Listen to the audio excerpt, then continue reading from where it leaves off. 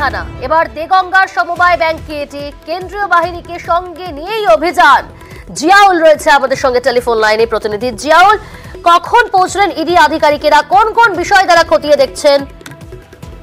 দেখো, প্রায় 1 ঘন্টা অতিক্রান্ত দেগঙ্গার হামাদামা আদিসনগর যে সমবায় সমিতি রয়েছে সেখানে ইডি 5 আধিকারিক সঙ্গে কেন্দ্রীয় বাহিনী জওয়ানরা এসেছেন।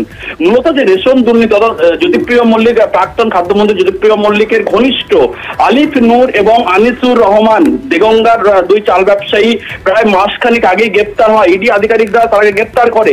তারপরে তাদের জিজ্ঞাসাবাদের পরেই, যেটা ইডি সূত্রে খবর, জিজ্ঞাসাবাদের পরেই এই আদিসনগরে যে সমবায় সমিতি রয়েছে, ব্যাংক রয়েছে, সেখানেই এই ইডি রেশন দুর্নীতির টাকা এবং এখান থেকে যে কৃষকদের কাছ থেকে ধান কেনা হয়েছিল সেই টাকা সবটাই এই সমবায় সমিতি থেকেই দেওয়া হয়েছে বা নেওয়া হয়েছে। ফলে তার এই 2 ভাইকে জিজ্ঞাসাবাদ করার পরই এই ব্যাংকের সন্ধান পায়। তারপরই আজকে একেবারে 5 ইডি আধিকারিক এবং কেন্দ্রীয় বাহিনীর জওয়ানরা প্রায় 1 ঘন্টা আগে এই আজিজনগরে যে সমবায় সমিতি রয়েছে সেখানে এসে তারা তল্লাশি করছেন। অর্থাৎ একাধিক ব্যাংক অ্যাকাউন্টের হদিশ তারা পেয়েছে এবং সেই অ্যাকাউন্টে কত টাকা কোথাতে এই টাকা কিভাবে ডিস্ট্রিবিউশন হচ্ছে অত সবটাই খতিয়ে দেখছি ইডি আধিকারিকরা। প্রায় 1 ঘন্টা অতিক্রান্ত ইডি আধিকারিক এই মুহূর্তে আজিজনগর এলাকায় এই ব্যাংকের সমবায় সমিতিতে তল্লাশি চালাচ্ছেন। বেশ।